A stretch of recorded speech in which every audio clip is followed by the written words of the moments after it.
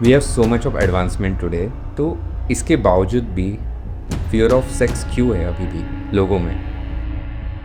पहली बात तो है, इसको एक्नॉलेजमेंट नहीं मिलता है। दूसरी बात, मुझे डर लगता है सेक्स का, ये कहने की सेफ स्पेस नहीं है। और तीसरी बात, ये अगर कोई कह भी रहा है तो सुनने वाले ने कैसे रिएक्ट करना चाहिए ये सुनने वाले को भी पता नहीं है। पता भी नहीं है कि मेरे जिस्म को कब इंट्रोडक्शन मिल गया। हर कोई माँ यही बोलती है, पहले रात्रि तो समझून जाता, पहली रात जब करेंगे खुद ब खुद आ जाता है। लड़के को भी यही बोला जाता है, बस Tushar, the boys goes in big trauma. कैसे आइडेंटिफाई होता है? मतलब as a normal human being तो हमको यही लगता है कि सेक्स करना मतलब कभी ना कभी पेन होता है या फिर हम लोग डर जाते हैं। It is very normal. See you only tell me, Right. किसने कहा ना सेक्स करना मतलब पेन होता है? That's how we roll, chasing big dreams. Yeah, we're in control in a swank way. That's how we roll, chasing big We speak about sex openly, but we rarely speak about the fear around it. For some women, intimacy is not just emotional but it's painful. Conditions like vaginismus are often misunderstood and silently ignored. So, this particular podcast is to unpack the psychological and physical layers behind this because intimacy should not come with anxiety and pain should never be normal. So, let's welcome Dr. Sabiha and understand more. Yeah, we're in control in a swank way. That's how we roll, chasing big. Hi doctor Sabiya. So we have so much of advancement today, तो इसके बावजूद भी fear of sex क्यों है अभी भी लोगों में? हाँ, इतना बड़ा टॉपिक है ना तुषार। पहली बात तो है, इसको एक्नॉलेजमेंट नहीं मिलता है। दूसरी बात, मुझे डर लगता है सेक्स का, ये कहने की सेफ स्पेस नहीं है। और तीसरी बात, ये अगर कोई कह भी रहा है तो सुनने वाले ने कैसे रिएक्ट करना चाहिए ये सुनने वाले को भी पता नहीं है। So with this three things, fear of sex do exist. Why it exists though is a big question, but it does exist and it needs to be acknowledged कि it's okay कि हम इंसान हैं, हम पैदा हो चुके हैं, मतलब सबको सेक्स आता ही है, बाय डिफ़ॉल्ट आता ही है। यस, बाय डिफ़ॉल्ट आना चाहिए, लेकिन जिनको नहीं आता है, जिनको उस चीज़ का खौफ है, डर है, ऐसे लोग एग्जिस्ट करते हैं और वो नॉर्मल। किसी को पानी का डर है, किसी को लिफ्ट का डर है, किसी को ऊंचाई का डर है, but that is normal. That is normal ना। तो वैसे ये भी नॉर्मल है। और आई एम हैप्पी एटलीस्ट आज के पॉडकास्ट में अगर बात हो रही है, कुछ ऑडियंस सुन रहे हैं जिनको है खौफ, any gender, any given age, किसी भी वक्त वो डर आपके अंदर बैठ सकता है और बैठता है तो जाता भी है।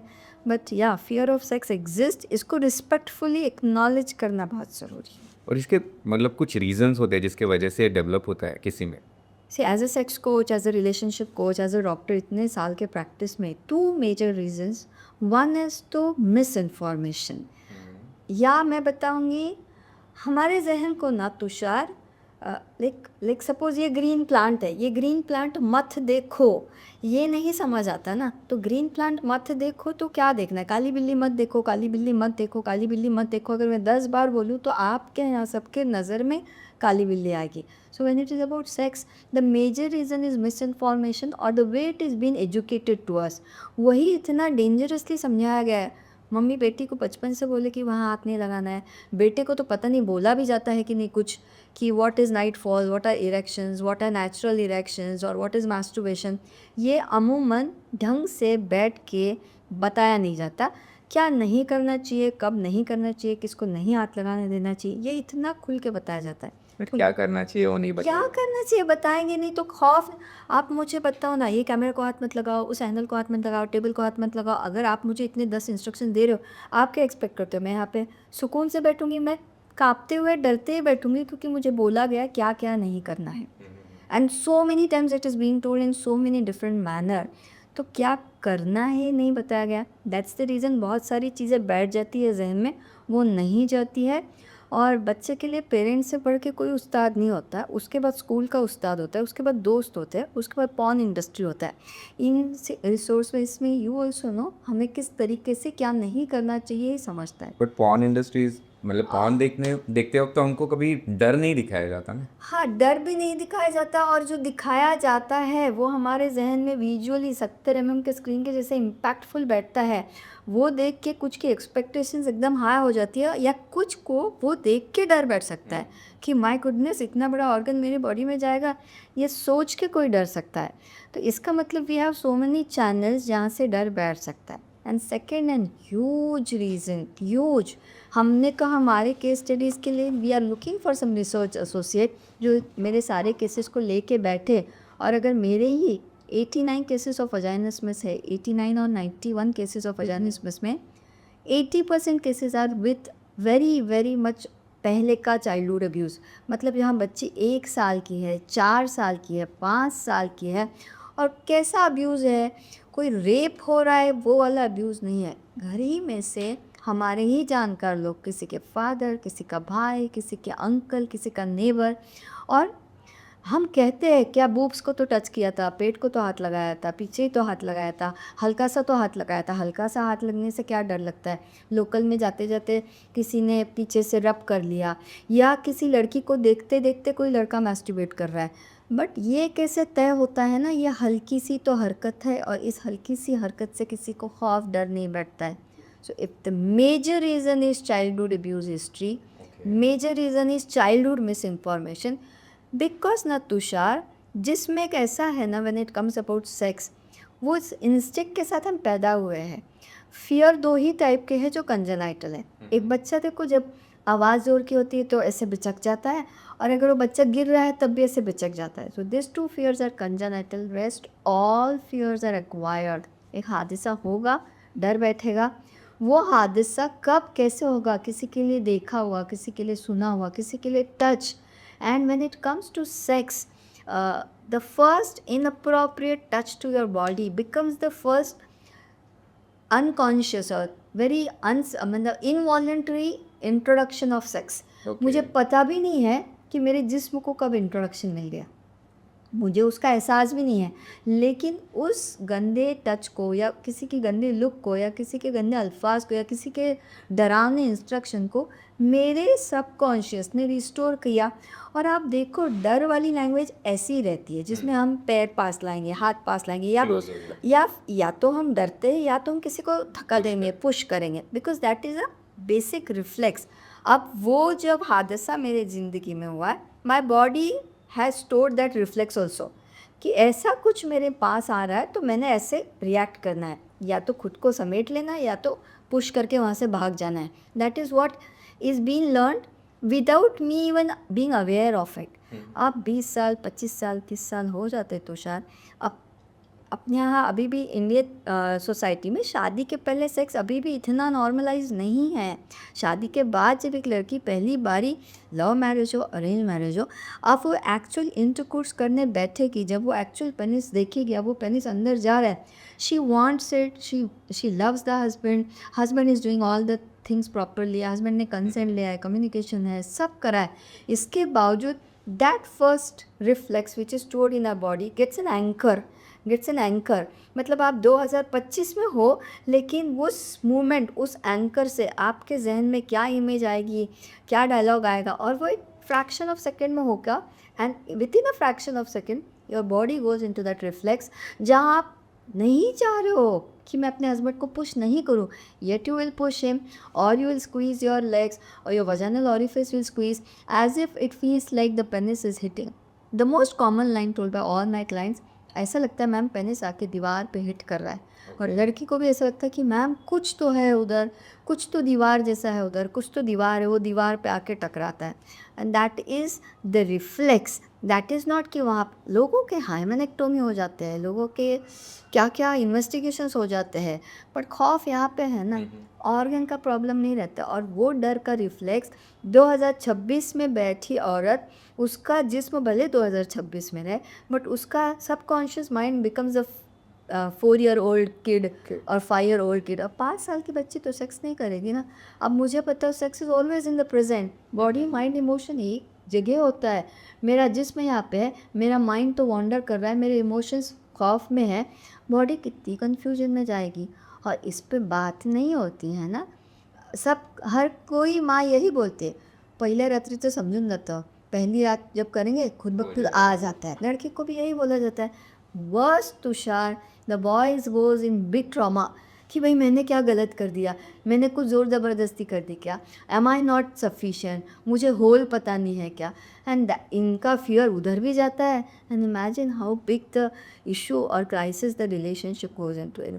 I hope I'm answering your question. Yes, one thing that you just touched upon the vaginismus. Yeah. So can you just elaborate मतलब उसमें exactly क्या टाइप का fear होता है? See, vaginismus, if I have to explain you anatomically, I will just draw I'm not drawing the actual image. It is just a representation so that people understand. If I have to, if this is our vulva, पहली बात तो पता होना चाहिए कि बाहर में जो ऑर्गन दिखता है एक औरत का वो है वल्वा. एक होल होता है जहाँ से मेंस्ट्रुएशन का ब्लड बाहर आता है, जहाँ से पेनिस अंदर जाएगा, जहाँ से बच्चा बाहर आएगा. सो तो this becomes a vaginal orifice. इसके ऊपर छोटा होल होता है यूरेथ्रल ओरिफिस, जहाँ से यूरिन बाहर आता है, जहाँ से और कोई चीज़ अंदर नहीं जाती अदर देन कैथेटर जब पेशेंट या हॉस्पिटल में है तो. अब यहाँ पे एक छोटा सा ऐसा स्किन फ्लैप होता है और स्किन फ्लैप के पीछे एक ऐसा एक टिप होता है जिसको हम कहते हैं क्लिटरिस.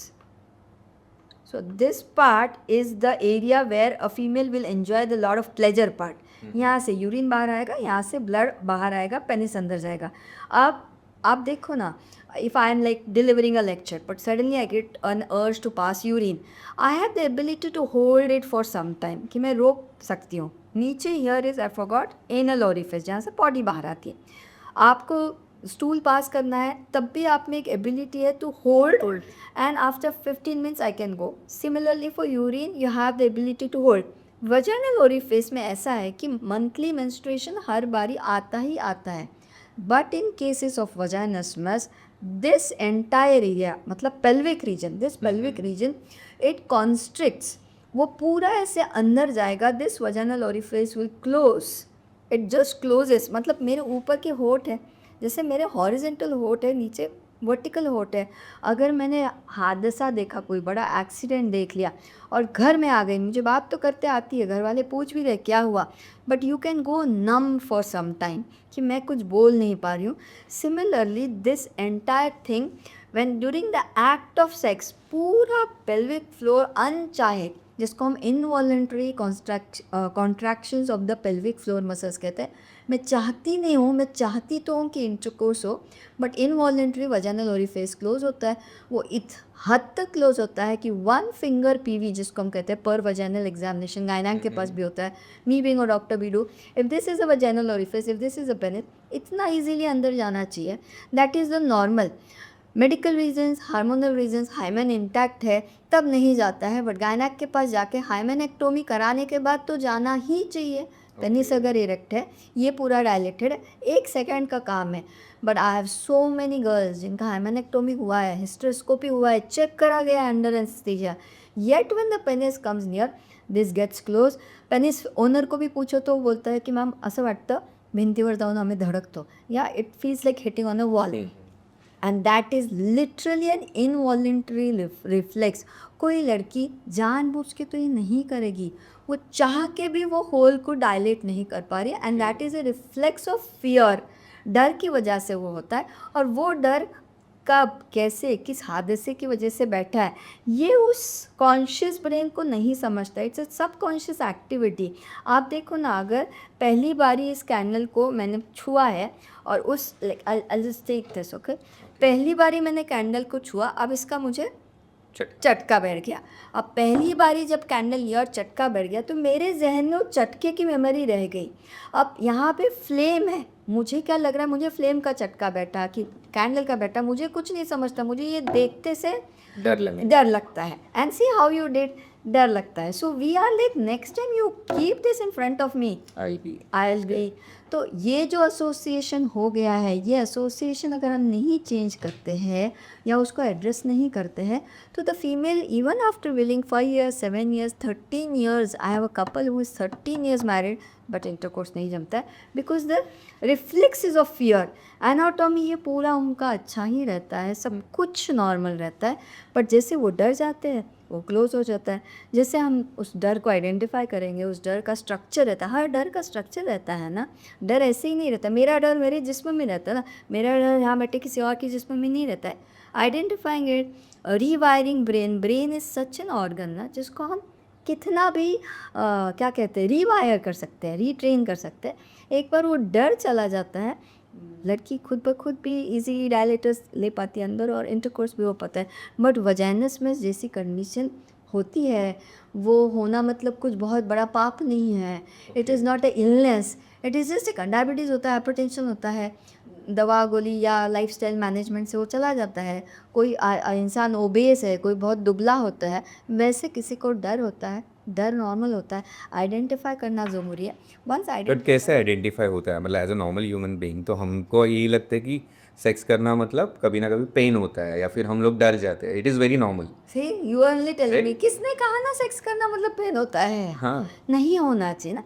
Discomfort yes, for the very first time. ये तो इतना पूछा जाता है ना, लड़की के वल्वा को देख के समझेगा कि नहीं समझेगा कि वो वर्जिन है कि नहीं है। हाँ, आपके पेनिस को देख के समझता है हमको, किसके पेनिस को देख के समझता है क्या बताओ? जब कि उसने पहले सेक्स करा कि नहीं करा।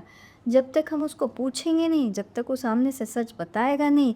दुनिया में ऐसी कोई टेस्ट नहीं है तुषार जहाँ किसी जेंडर के जेनाइटल ऑर्गन्स को देख के समझा जाए या बताया जाए या क्लेम करा जाए कि इन्होंने पहले सेक्स करा है कि नहीं सेक्स करा है। फर्स्ट टाइम सेक्स करते वक्त, because as a said vaginal orifice के पास एक थिन लेयर रहती है, हाइमेन होता है। थिन मतलब आपका ये जो टिश्यू है, इस टिश्यू के अगर मैं 10-15 टुकड़े करूँ थिन स्लाइस, तो जिसमें का एक स्लाइस उतना वो थिन हाइमेन होता है। हॉर्स राइडिंग करूँ, साइकिल चलाऊँ या जंपिंग कर रही हूँ या कूद रही हूँ, तब भी वो रप्चर होता है। कुछ केसेस में इंटरकोर्स करते वक्त फर्स्ट टाइम जब पेनिस अंदर जाएगा तो हल्का सा मामूली सा ब्लीडिंग होता है। ब्लीडिंग हुआ मतलब लड़की वर्जिन, और ब्लीडिंग नहीं हुआ मतलब उसने पहले सेक्स करा।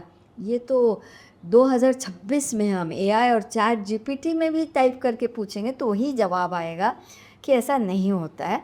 दूसरा, एक ऐसी चीज़ है ना कि बड़ा सा लड्डू दिया है मुंह में डालने, मैं डेली का जो निवाला बना के खा रही हूँ और सडनली कोई बड़ा लड्डू दे दिया तो थोड़ा डिस्कम्फर्ट हो सकता है ना उस बड़ा लड्डू पहली बार खाते वक्त। वैसा फर्स्ट टाइम सेक्स और first few acts of intercourse can be with discomfort, but they are never pain. If they are pain, आपने जैसे पूछा ना आइडेंटिफाई कैसे करना है, आपको सेक्स के बारे में बात करके भी कैसे होता है, अच्छा नहीं लगता है उस टॉपिक पे बात करना, then check why are you not liking even to talk on it. करना तो बहुत दूर की बात है। बट क्यों होता है ऐसे? बिकॉज वंस अगर आपको मिस इन्फॉर्मेशन है, समझो आपके फ्रेंड ने आपसे पहले आपके फ्रेंड की शादी हो गई, उसने बोला भाई पहली रात करा, इतना मुझे दुखा, इतना ब्लीडिंग हो गया, अब मैंने सुन लिया, तो मेरे माइंड में रहेगी। किसी को ऑडिटरी बैठेगा। मेरी एक केस थी, उसने निर्भया हत्याकांड का वो देखा, दिल्ली क्राइम क्या रहता है उस पर वो एपिसोड्स देखे, पूरे एपिसोड्स देखे, 3 दिन और उनसे बाहर नहीं आई। अब उसकी मैरिज हो चुकी है, उसको निर्भया हत्याकांड का रॉड ही दिखता है ड्यूरिंग सेक्स एंड उसको डर बैठ गया। अब यहाँ पे कोई अब्यूज़ हिस्ट्री नहीं है, बट किस डायलॉग से, किस इवेंट से डर क्यों बैठा, ये सवाल का जवाब नहीं है। बट डर बैठ सकता है किसी, हम इंसान है ना, we humans, we sex is an emotion first then an act. As an emotion if once fear is associated with it, तो हर बारी मुझे सेक्स मतलब डर, सेक्स मतलब पेन, सेक्स मतलब गिल्ट, सेक्स मतलब शेम, सेक्स मतलब एम्बैरेसमेंट, सेक्स मतलब बात नहीं करना है, सेक्स मतलब शू, ये तो इनबिल्ट है ना। और हम बोल रहे हैं सेक्स मतलब प्लेजर, और मेरा तो ऐसा बोलना है sex is the most beautiful, powerful, impactful language of love. प्यार की सबसे अच्छी ज़ुबान है वो, लेकिन ऐसा नहीं सिखाया गया है ना। फिर जो सिखाया गया है उसको अनलर्न कराओ। ऊपर से कोई phobias and this are severe phobias, this are not only fear. I have seen in my consultation Tushar, लड़कियां आधा घंटा कांपती रहती है, they shiver like anything just with the thought कि doctor Sabiya is going to check now. अगर कोई लड़की आधा घंटा, मतलब ये पैर ऐसा है तो ऐसा करने के लिए उनको 30 मिनट लग सकते हैं। तो इतना सीवियर जब फोबिया है तो उसकी वजह होगी, वो वजह को एलिमिनेट करना पड़ता है और फिर सही करना पड़ता है। और अगर आपको ये वजाइनसमस नहीं चाहिए ना, तो इंसानियत यहाँ पे चाहिए। बिल्कुल, हम लोग रेप के बारे में बात करते हैं, बट एक नॉर्मल टच भी, गलत टच भी गलत कितना। टच और गलत मतलब समझो बस में एक केस था that boy used to regularly travel in that bus, the girl also used to travel in that bus, and the boy used to look at that girl and masturbate. तो वो लड़की कितना, क्योंकि वो बस से जाती थी, वो देखती थी, और उसकी एक बहन थी, वो दोनों मिलके जाते थे, बट बहन को ये नहीं पता था ये इस लड़की के साथ होता था। घर जाके उसने बोला अब से मैं बस से नहीं जाऊंगी, मैं ऑटो से ही जाऊंगी। तो she could not tell this कि एक लड़का ऐसे मुझे देख के मास्टरबेट करता है, उसको समझ नहीं, 5th स्टैंडर्ड की लड़की को नहीं समझ आता है व्हाट इज़ मास्टरबेशन, और 5th स्टैंडर्ड की लड़की को ये समझ आता है कि इनअप्रोप्रिएट है।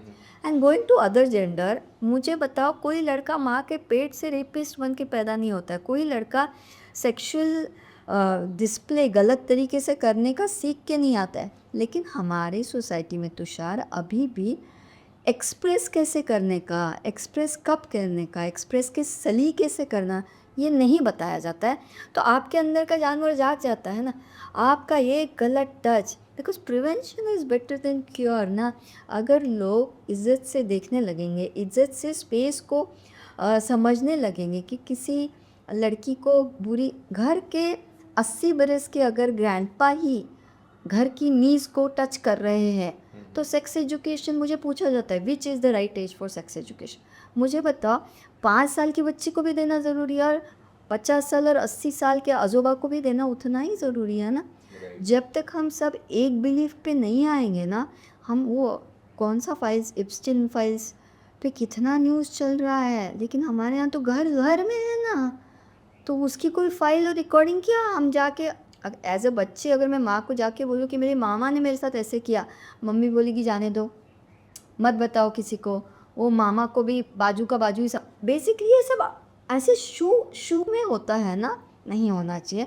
लड़कों को भी सिखाया जाना चाहिए। अरे पेनिस ओनर्स जो अब्यूज़ होते हैं, ऐसा नहीं कि लड़कियां ही अब्यूज़ होती है, बॉयज़ जिनको अब्यूज़ किया जाता है, लड़कियां भी अब्यूज़ करती है लड़कों को। What it is called for boy, जैसे वजाइनिक। For boys, they can fall into psychogenic erectile dysfunction. वो में है साइकोजेनिक इरेक्टाइल डिसफंक्शन, जहाँ पे उनको मेडिकल कोई इशू नहीं आता है इरेक्शन में, हार्मोन अच्छे हैं, ब्लड सप्लाई अच्छा है। मतलब ईडी के 3 टाइप्स रहते हैं, एक है साइकोजेनिक, एक है न्यूरोजेनिक और एक है वैस्कुलोजेनिक। अब इस पर्टिकुलर केस में जहाँ पे अब्यूज़ का हिस्ट्री है या मिस इन्फॉर्मेशन है, लड़कों को रहता है तुषार मेरा पेनिस बड़ा छोटा है। किसी गर्लफ्रेंड ने पहली बारी सेक्स में, आया ना केस, 22 साल में पहली बारी सेक्स किया, लड़की ने बोल दिया कि तेरा तो कितना छोटा है। तब से लेके 8 साल उसने रिसर्च किए हैं, अलग अलग पेपर के 3D मॉडल्स बना के उसके जहन में बैठ गया कि मेरा पेनिस छोटा है, जबकि उसका पेनिस फंक्शनल है। क्या we what we as a doctors ask, is your penis functional, penile doppler normal है, हार्मोनल असेसमेंट सही है, सीमेन एनालिसिस सही है, यूरोलॉजिस्ट के पास जाओ, एंडोक्रिनोलॉजिस्ट के पास जाओ, ये चेकअप करा लो, you get reports, you are absolutely normal. 10 में से 8 लोग तो जाने ही डरते हैं, क्योंकि जाएंगे कुछ पता कुछ चलता पता चलेगा तो दिक्कत हो जाएगी। तो जो बॉयज़ में अब्यूज़ होता है या जिन बॉयज़ में मिस इन्फॉर्मेशन है, वहाँ सीवियर साइकोजेनिक ईडी रहता है। फिर वहाँ पे जो लिंग है वो इरेक्ट नहीं होगा ना, पेनिस इरेक्ट ही नहीं होगा। सी, इरेक्टाइल डिसफंक्शन इन बॉयज़ मतलब the penis is not getting it's due erection, कड़क नहीं हो रहा है। Similar ED is for female, हमारा वजाइनल ओरिफिस खुल नहीं रहा है। ओके। वजाइनल ओरिफिस अराउजल, शिद्दत, अच्छा लगना, नेचुरल लुब्रिकेशन से खुलता है। सिमिलरली पेनिस को भी अराउजल, इरेक्शन, अच्छा लग रहा है, मन मर्जी है, कंसेंट है, कम्युनिकेशन है, लुब्रिकेशन है, तो वो खड़ा हो रहा है। इस सब में खौफ आ गया, डर आ गया, मिस इन्फॉर्मेशन आ गया, अब्यूज़ आ गया, तो your brain, pituitary gland is the biggest sex organ. Brain confuse होता है ना, am I going to enjoy this, कि मैंने यहाँ पे डरना चाहिए। तो वो इस कन्फ्यूजन में लड़का इरेक्शन खो देगा, लड़की का वजाइना क्लोज हो जाएगा।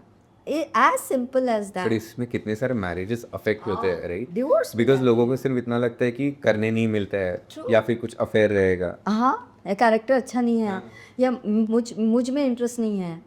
अगर लड़के का सपोज इरेक्टाइल डिसफंक्शन है, लड़के में एब्यूज़ का हिस्ट्री था, लड़के का इरेक्शन नहीं आ रहा बराबर, लड़की को तो लगेगा कि, and for girls it is like लड़के का अगर लिंग खड़ा हो रहा है, 2-3 में वो राउंड कर रहा है, मतलब मैं हॉट मतलब मैं डिज़ायरेबल, अगर उसका वो नहीं हो रहा है मतलब मुझ में कुछ प्रॉब्लम है, मतलब he is not into me. बहुत गलत फहमियाँ हो सकती है, इसलिए डिफरेंशियल डायग्नोसिस कहते हैं उसको। डिफरेंशियल डायग्नोसिस बहुत ज़रूरी है।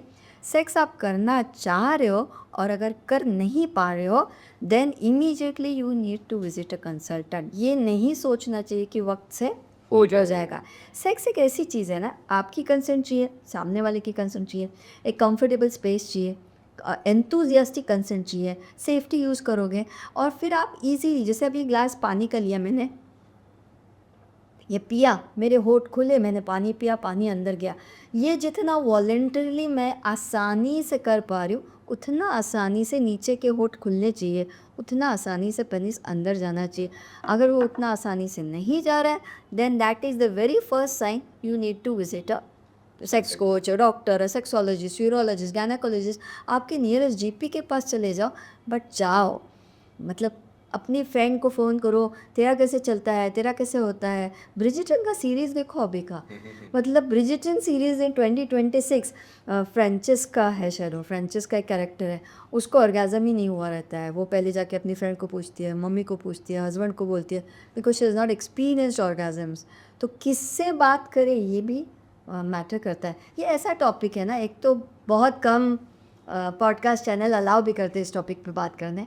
और सेक्स कोच की इमेज ना तुषार, बाहर ऐसा है कि it is all about positions and पता नहीं उसको किस ढंग से बताते हैं। And one more thing, I mean majorly in Indian societies sex मतलब लाइक जो प्लेजर तो अलग बात हो गई, it is just a task कि हाँ तुम्हारा शादी हो गया। तो आप कर लो। हो गया, बच्चे पैदा हो गए, एक बोलते हैं ना हम 7-12 उतारा पे एक ज़मीन ले ली, एक फैक्ट्री सेटअप कर दी, मैन्युफैक्चरिंग यूनिट, 2-3 बच्चे हो गए, फिर हो गया, ख़त्म बात। Reproductive system, yes, procreation, sex is important, generation आगे बढ़ती है, मेरे प्यार की निशानी है ना मेरी बच्ची, लेकिन मेरे प्लेजर भी मैटर करता है ना। इट इज़ नॉट कि ओनली फॉर बच्चा प्रोड्यूस करना। What is pleasure gap, what is pleasure difference. मेरा pleasure, female pleasure is way different to शायद देन मेल प्लेजर। इस पे तो इतनी कम बात होती है। 10 years of practice, so many females ask, do you masturbate? Okay, Then there is silence. And in my vaginismus cases तो मैं मास्टरबेशन आपकी मर्ज़ी या प्लेजर के पॉइंट ऑफ व्यू से नहीं, थेरेपेटिक पॉइंट ऑफ व्यू से भी हमको वो बोलना पड़ता है कि करना है कि नहीं करना है। मेरा बोलना है religious belief, personal believes I am not touching, but at least one should be aware ना कि what is clitoris, what is the difference between clitoris and penis. पता नहीं रहने की बहुत कीमत चुकानी पड़ती है, नहीं होना चाहिए ऐसे। And one question I have regarding vaginismus कि चलो ऐसा हो सकता है कि बहुत साल के बाद फिर से हो सकता है, मे बी आपका शादी हो गया, बच्चा हो गया, वो डर चला Absolutely गया। हो सकता है, एब्सोल्युटली, खौफ कभी भी बैठ सकता है। I have a couple who is 22 years married, who has a kid and conception intercourse से हुआ है, बट उसके बाद she has landed up into very painful intercourse. See, there is difference here. One is unconsummated marriage, one is painful intercourse. Unconsummated marriage मतलब जहाँ एक बारी भी पेनिस वजाइना में गया ही नहीं, okay, so that is completely unconsummated marriages. तो अब यहाँ पे once a couple come to me कि मैम हमारे 3 साल हो गए लेकिन हमारा इंटरकोर्स नहीं हुआ, तो they come to me as unconsummated marriage. My job is to figure out ना कि इरेक्टाइल डिसफंक्शन है कि वजाइनसमस है या कुछ और इशू है। बॉयज़ का सेक्सुअल ओरिएंटेशन अलग रहता है, जिनको सेक्स के बाद शादी के बाद पता चलता है whether I am a gay, lesbian, whatsoever.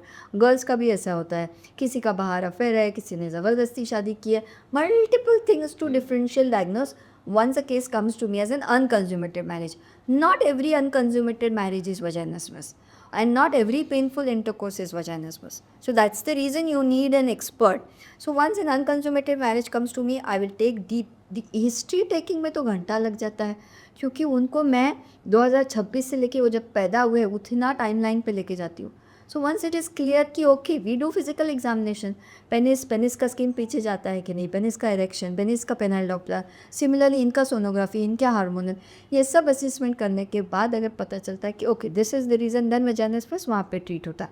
Painful intercourse के तो इतने फीमेल्स है, because yet male don't use lubricants, yet male आपका खड़ा हो गया, आप अभी एकदम ऑन हो, आपको अभी ऐसा है कि आपका वो खड़ा हो चुका है, आपको अंदर जाना है, यू डोंट चेक ना, not all I am telling but अमूमन बता रही, you don't check whether the female is ready for that time. वहाँ लुब्रिकेंट है, बिकॉज जैसी उम्र होती है हार्मोनल इम्बैलेंस की वजह से वजाइनल ड्राइनेस बहुत आता है. तो जब वजाइना पूरा ड्राई है, दो आपका इरेक्शन अच्छा है, दो उनको वजाइनस बस नहीं है, बट आप ड्राई वजाइना में जब जाओगे तो बहुत पेन होगा. अभी 2-3 बारी ऐसा होने के बाद next time that wife will be, नहीं माला दुखता है, मुझे दर्द होता है, मुझे नहीं चाहिए. So that also happens. Extra marital affair cases रहते हैं जहाँ पे हस्बैंड ने कराया या वाइफ ने कराया, लेट्स अज्यूम हस्बैंड ने कराया, अब इनकी माफ़ी हो गई है, बट दिल में से मैंने वो मलाल गई नहीं है. माफ़ तो मैंने कर दिया है, लेकिन मेरे हस्बैंड ने ऐसा मेरे साथ किया, तो दिल में पोस्ट मैरिज कॉन्फ्लिक्ट्स, अनरिजॉल्व जब कॉन्फ्लिक्ट्स रहते हैं, again the body rejects that person ना. So that is not vaginismus, that becomes a painful intercourse, जहाँ पे मेरी मतलब वहाँ पे एक्चुअली मर्जी नहीं होती है. मर्जी नहीं होती है one thing, hormonal imbalance second thing, and excessive dryness. So there are different categories. Also, lot of women they go through a postpartum depression, Yeah, right? yeah. इसका कुछ affect होता 100% होता है, because post delivery so much of hormone. इसीलिए तो हम non penetrative form of sex का इतना अवेयरनेस क्रिएट करते हैं. आज भी हिंदुस्तान में सेक्स मतलब penetrative sex. There is nothing like in absence of penis sex exist ही नहीं करता है. Sex is always penis, vaginal orifice, penis erect, vaginal orifice में अंदर बाहर करेगा, इजैकुलेशन होगा, क्लाइमैक्स होगा, तो ये सेक्स. 9 महीना अगर एक औरत प्रेग्नेंट है, अगर उसको हेल्थ मेडिकल इश्यूज़ है, प्लेसेंटा प्रीवी है, मतलब जहाँ प्लेसेंटा नीचे है, या पानी कम है, या बीपी है उसको, या नहीं डॉक्टर ने मना करा है कि नो इंटरकोर्स, डॉक्टर ने इंटरकोर्स करने मना करा है, प्यार करने मना नहीं करा है, non penetrative form of sex करने मना नहीं करा है, फर्स्ट बेस सेकंड बेस, आप उसको हेड जॉब लो जॉब दे रहे हो, वो आपको फिंगरिंग करके आपका ऑर्गेजम दे रहा है. डाटा है, पता है, 9 महीने अगर एक फीमेल को अच्छे से ऑर्गेजम्स आते हैं बाय क्लिटरल स्टिमुलेशन. क्लिटरल स्टिमुलेशन के लिए कौन सा पेनिस अंदर जाने की ज़रूरत है? आपके हस्बैंड के फिंगर से ही क्लिटरल स्टिमुलेशन आप ले सकते हो, खुद से ले सकते हो. Getting good orgasms through out the 9 months will keep your mental health good, will have lot of oxytocin release, और डिलीवरी अच्छी होती है. बट यहाँ पे एक ही बताया जाता है कि प्रेगनेंसी में करो करना ही मत, नहीं. करना ही मत, करो मत. क्या इंटरकोर्स, वो भी first and last trimester, medical conditions होंगे तो. और आप जो बोल रहे थे, सपोज इस सब के बावजूद भी अगर किसी को पोस्टपार्टम डिप्रेशन है, तो पार्टनर मतलब जिसको है उसको तो डिप्रेशन है ही, तो उसका एक तो मेंटल हेल्थ एक्सपर्ट के पास जाके मेडिसिन लेना बहुत ज़रूरी है. लेकिन तुषार, उसको डिप्रेशन है ना, वो हस्बैंड ऑलरेडी 9 महीने रुका था, अब उसका पोस्टपार्टम डिप्रेशन में भी वो रुकेगा. उसकी mental sexual health physical wellbeing दाव पे लग रही है ना. उसके प्यार की निशानी में वो बच्चा आया है, और अब वो प्यार का इजहार करना का one of the act is sex. Society में अज्यूम किया जाता है काही नाही, आता बाळ झालंय ना, आता ठीक अर्ध्या सगळं काही नाही, 1 वर्ष नाही केलं तर काय बिघडणार आहे. How can somebody decide? then how can you blame when someone cheats on you? And You should बाहर कर. then that is the maximum. And even men should take stand, get educated. Females should get educated. मुझे पानी पूरी खानी है, समझो, मुझे खानी है. मेरा पार्टनर है, उसको नहीं खानी है, लेकिन वो मेरे साथ पानी पूरी खाने आ तो सकता है ना. भाई तू मत खा, बट गिव मी कंपनी ना.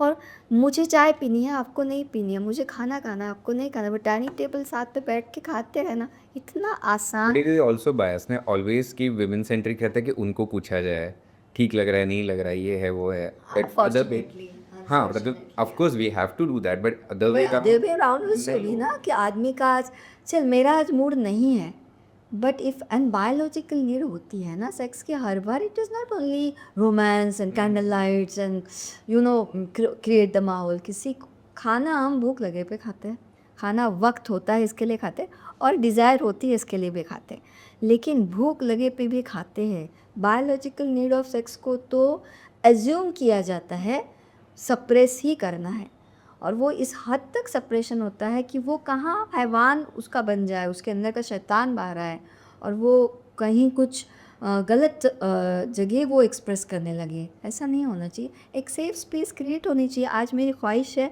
Help me out to reach my climax. आज तुम्हारी ख्वाहिश है, लेट मी हेल्प आउट. कभी दोनों की होगी.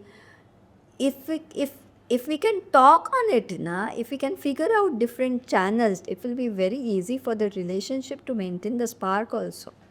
Oh, we are going in the right Yeah, direction. I have also read few articles जहाँ पे रिसेंटली मैंने ये पढ़ा था कि कपल मतलब शादी हो गया है बट उन्होंने कभी सेक्स नहीं किया है बट उनको बच्चा हो गया, बट इज इट ट्रू?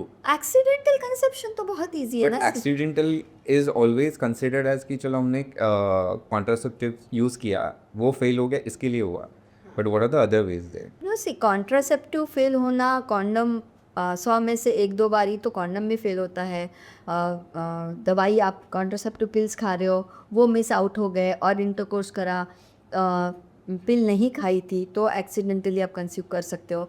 बिना इंटरकोर्स के जो आप बोल रहे हो, what happen now in my vaginismus cases, I have one lady जिनकी 22 साल 25 साल हो चुके हैं शादी को, 14 साल का बच्चा है उनका इंटरकोर्स हुआ नहीं है, उनको सिवियर वजाइनस है और उनको तो पता भी नहीं था. हमारा मराठी का एक पॉडकास्ट वायरल गया तो वो देख के वो मेरे पास आए थे.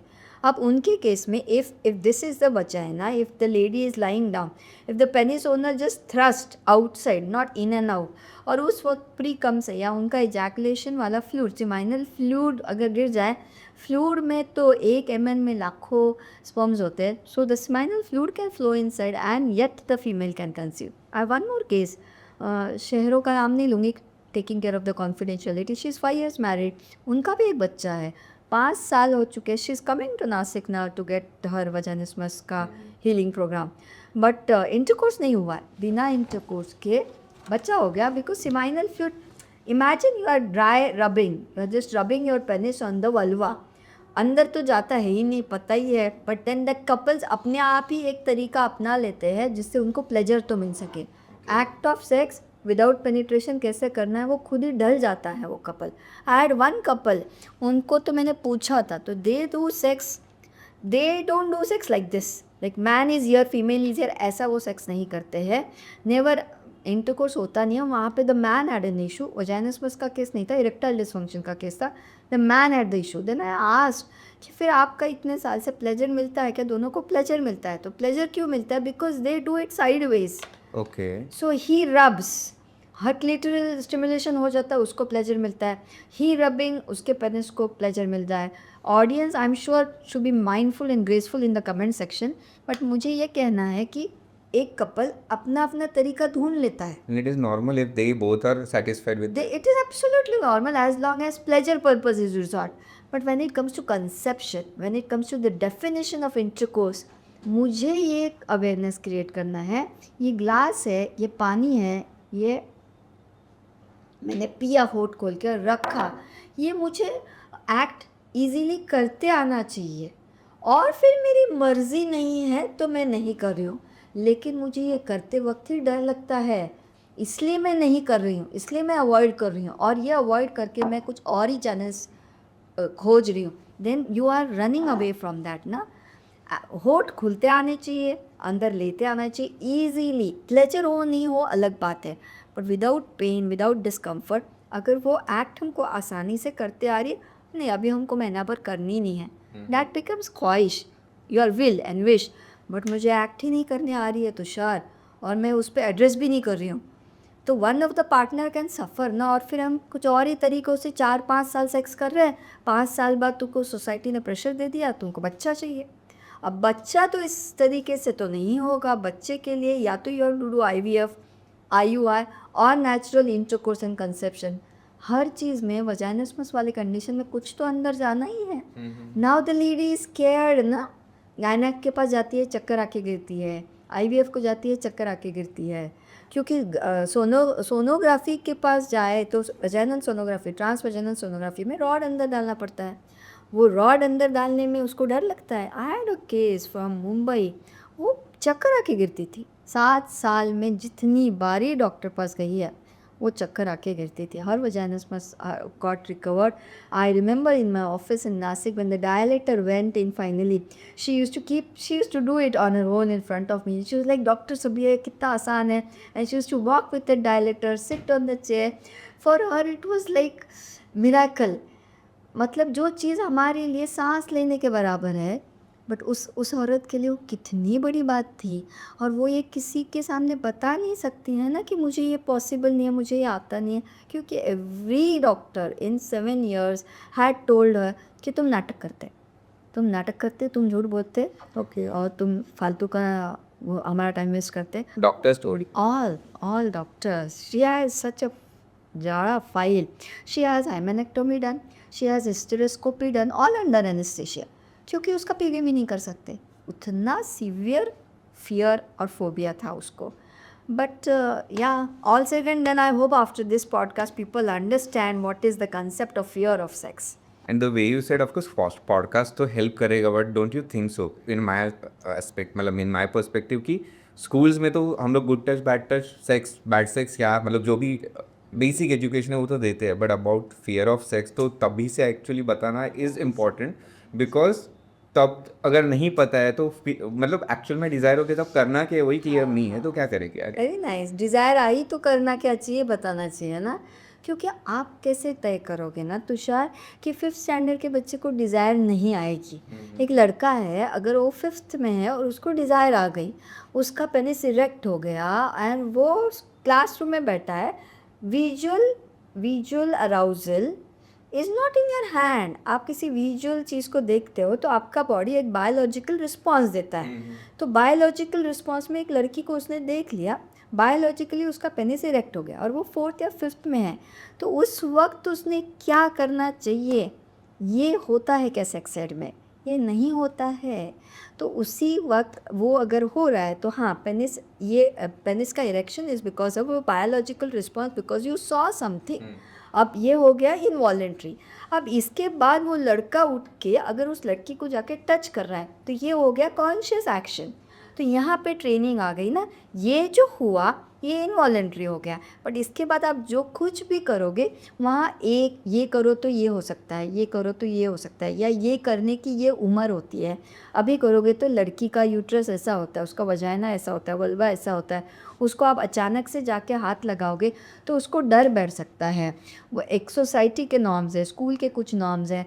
इस तरीके से अगर मैं बिठा के समझाऊंगी और फिर अगर उसको जाके हाथ लगाने के बजाय हल्का सा आप आपके ऑर्गन को ही हाथ लगाओ. Masturbation good bad right wrong, आप बचपन से मैस्टरबेशन सिखा रहे हो, नहीं ये नहीं बोल रहे हो, but at least touching your organ will relax that erection will go off और it may ejaculate, but at least your own touch will subside it. इसके अलग अलग तरीके हैं ना. या यू टॉक समथिंग और you go to a jog, you run और यू गो डू सम उठक बैठक कर लो, समथिंग एक्शन लगता है तब, because then that the erection has to go off right. अब इरेक्शन आने के बाद इरेक्शन आने से जाने के बीच में क्या नहीं करना है से ज़्यादा क्या क्या कर सकता है, क्योंकि अदरवाइज़ वो बच्चा उठ के जाके किसी लड़की का बूब टच किया, किसी का वजाना वल्वा टच किया और उसको भी पता नहीं वो कर क्या रहा है, उसने लड़की के दिल में खौफ डाल दिया, उस लड़के को कोई पिटाई हो सकती है, उसको डर बैठ गया कि ये मैंने क्या करा. This all can be such a mess. और ये बायोलॉजी टीचर के बस की बात नहीं होती है, उसके लिए क्वालिफाइड लोग लगते हैं. I can share my example. हम लोग जब कॉलेज में थे 11th स्टैंडर्ड 12th स्टैंडर्ड, जब रिप्रोडक्टिव सिस्टम बनाना पड़ता है राइट, तो देर वॉज अ गाय जिसने ड्रॉ किया राइट, पेनिस ड्रॉ किया, वो छोटा था. तो 2-3 लड़कियों ने फीस किया कि भाई तूने रेफरेंस लेके इतना छोटा बना, तेरा इतना छोटा है क्या, वो लेके वो आया ही नहीं आगे के लेक्चर्स. सो बैड ना, सो बैड. मतलब इमेजिन, मतलब फियर ऑफ सेक्स तो तभी भी है ना, बराबर है. मैं अभी करूँगा ही कैसे. सही बात है ना. एंड साइज का, स्टैमिना का, परफॉर्मेंस का प्रेशर लड़कों पे कितना रहता है, बिकॉज वो ऑर्गन दिखता है. तो हम साइज़ की बात कर रहे हैं. लड़कियों को अभी भी मैं इस पॉडकास्ट पे चैलेंज करूँ कि ड्रॉ करके दिखाओ क्लिटोरिस, पूरा क्लिटोरिस का इमेज ड्रॉ करो. आपके बूब्स दिखते हैं तो बूब्स बड़े चाहिए, उनका पेनिस दिखता है तो पेनिस बड़ा चाहिए. जो दिख रहा है वो बिख रहा है, ऐसी बात है. बट जज्बात होते हैं, डिज़ायर होती है, इंटेंशन होता है. How it is a language of love, कैसे किसी को देख के शिद्दत से अराउजल हो सकता है, कैसे रिस्पेक्टफुली उस पर बात की जाती है, सेक्स की वोकैबलरी होनी चाहिए ना। आप देखो गाली गलौज में लफ्ज़ क्या होते हैं ना, और जो भी निकलता है वो गलत तरीके से ही बाहर निकलता है। नेवर एवर सीटियाँ बजती है थिएटर में, जब गालियाँ आती है तो सीटियाँ बजती हैं, और गालियों में सिर्फ रिप्रोडक्टिव ऑर्गन्स होते हैं। बाइसेप्स और ट्राइसेप्स और घुटने और एंकल और एल्बो पे गालियाँ होती नहीं हैं, उन ऑर्गन्स के नाम से गालियाँ होती है, होनी नहीं चाहिए। And that is the base age, that is the base age जहाँ से उन सारे डेफिनेशंस दिमाग में बनने लगते हैं। लड़कियों के लिए 36, 24, 36, लड़कों के लिए 6 इंची 8 इंची, बस दैट इज़ सेक्स। सेक्स उसके बहुत परे है ना, बहुत परे है। आप 80 के होगे तब भी प्यार करोगे ना, तब भी कड़लिक करोगे, तब भी किसिंग करोगे, तब भी जज्बा। सेक्स एज एन इमोशन पैदा होने से लेके मरने तक रहेगी। सेक्स एज एन एक्ट को लिमिटेशन है, और सारे गुनाह सेक्स एज एन एक्ट की वजह से हो रहे हैं, क्योंकि सेक्स एज एन इमोशन को एड्रेस ही नहीं करता। एड्रेस ही नहीं होता। तो बायोलॉजिकल एक्ट पे इतना चर्चा होता है, लेकिन उसके पीछे के जज्बे को हम इतना नज़रअंदाज करेंगे कि हम इंसान हैं कि हैवान है, ये फिर साबित करना पड़ता है। Sex is associated to character immediately. I am a sex coach, मेरे कैरेक्टर का असोसिएशन होता है, एज इफ़ मैंने 100 लोगों के साथ सेक्स करा होगा तब जाके मैं सेक्स कोच बनी। समझो ये लोग कैमरा हैंडल कर रहे, तो ये कैमरा मैंने तो मतलब या आई टेक अनदर एग्जाम्पल, लेकिन ना ऑन्को सर्जन है समझो, कोई ये नहीं पूछता है ना आपको कितनी बार कैंसर हुआ, तब जाके आप ऑन्को सर्जन बने, कैंसर के सर्जन बने। But even being a sex coach, female sex coach, it is assumed कि my character is like I am a person who is available, क्योंकि सेक्स को हम कैरेक्टर के साथ जोड़ते हैं ना, तो उस पर बहुत बर्डन आता है, उस पर बहुत बोझ आता है, वो हल्का करना चाहिए। बस जैसे एंगर है, फ्रस्ट्रेशन है, प्यार है, मोहब्बत है, वैसी वो एक इमोशन है, उसको उस लेवल पे रखेंगे ना तो उस पर बात कर पाएंगे, उस पर बात कर पाएंगे। कोई मोनोगैमस है, कोई पॉलीगैमस है, किसी का कुछ सेक्सुअल ओरिएंटेशन है, हम इस पर बात जब तक नहीं कर पाएंगे ना, हम डायरेक्ट करने की बात कर रहे हैं, और डर करने का नहीं है। पता ही नहीं है क्या पसंद है क्या नहीं नहीं पसंद पसंद है, है। कैसे करने की इच्छा है। हाँ, वो इच्छा आती है तो मेरी कैसी इच्छा है, मुझे क्या अच्छा लगता है, मुझे क्या नहीं अच्छा लगता है। Consent, silence is not consent ना, इंथुसियास्टिक कंसेंट इज कंसेंट, और कंसेंट कैसे लड़की ही देगी। आज देखते हैं लड़कों की कंसेंट नहीं होती है। Oh in my married couples case में तो बंदूक की नोक। Consent is always for sex, not for pleasure. हाँ, so nice. You should put this as a separate post. Consent is always for sex, never for pleasure. पूछते हैं क्या मिला क्या, चलो आज एक्ट नहीं करते, मैं सिर्फ प्लेजर देती हूँ, मैं सिर्फ ऑर्गेज़म एक्सपीरियंस करूँ, मैं बैठ के तुम्हारा फिंगरिंग करके तुमको ऑर्गेज़म देता हूँ, है चल मैं तुमको हैंड जॉब लो जॉब करूँ, है you just have a penetrative sex, you have your climax, you have your own fun, और it can be just kissing cuddling ना। And imagine there are a lot of toys are available in the market right now. Of course, कि उसके लिए कि ताकि हाँ तुम explore कर सको, but at the same time isn't it because you are not discussing openly with your partner can also give the same pleasure to you, not only sex but I more than that. understand. And when it comes to sex choice तो बड़ा debatable issue है। हम तो sex choice वजाइनिस्मस cases में therapeutic point of view से use करते हैं, पर अदरवाइज भी मुझे बताओ, आपने हाथ में घड़ी पहनी है, आपने यहाँ पे कैमरे लगे हैं, इस कमरे में मुझे बताओ ना कितनी टेक्नोलॉजी है, ताकि एक पॉडकास्ट शूट हो, फिर सोशल मीडिया पे जाए, सोशल मीडिया पे फिर से आप मोबाइल हैंड मतलब कुछ टेक्नोलॉजी यूज़ कर रहे हो, ताकि ये बात घर घर तक जाने के लिए आप टेक्नोलॉजी यूज़ कर रहे हो। When it comes to pleasure it becomes, वो इत्तू से ऑर्गन पेनिस की पूरी जिम्मेदारी बन जाती है कि वो पूरा प्लेजर का बाहर वो पेनिस ही करे।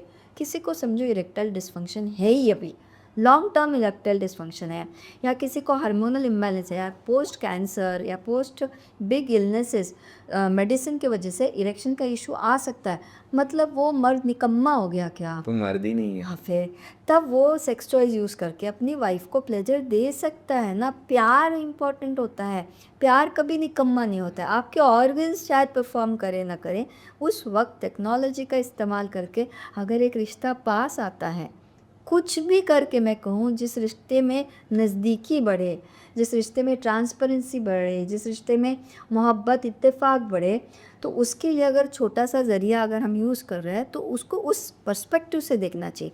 अ plastic toy will never replace a human touch. A plastic toy will never replace how a partner looks at you, makes you feel, उसके बदन का pressure, the way he comes on you during intercourse. How can a plastic toy replace? लेकिन वही मेरा husband अगर army में है, navy में है, 6 महीने वो मुझसे दूर है, then me as a female, I have my own desires, I want my orgasms, then I will have to have some alternatives. एक शख्स को रिश्ते में ला के एक्स्ट्रा मैरिटल अफेयर करने से तो अच्छा है हम आपस में ही अलग अलग तरीके एक्सप्लोर करें. ट्रांसपेरेंसी, ट्रुथ एंड ऑनेस्टी मेरे हिसाब से सबसे सेंशियल चीज़ होती है. इस रिश्ते में वो हो ना, वहाँ स्पार्क हमेशा मेंटेन रहता है. वहाँ फिर हम ऑर्गन्स के मोहताज नहीं रहते. वहाँ जज्बात चाहिए, नीयत चाहिए, रिसोर्सेज खुद ब खुद आ जाएंगे. That simple it is. Thank you for simplifying so many things. I hope ये पॉडकास्ट हेल्प करे लोगों को समझने में और लोगों को एक्चुअली एक्नॉलेज करने में कि हाँ यार मुझे सेक्स के प्रति फियर है, डर लगता है, so that I have to visit a consultant और an expert. So thank you so much. Thanks a lot Tushar. Thank you.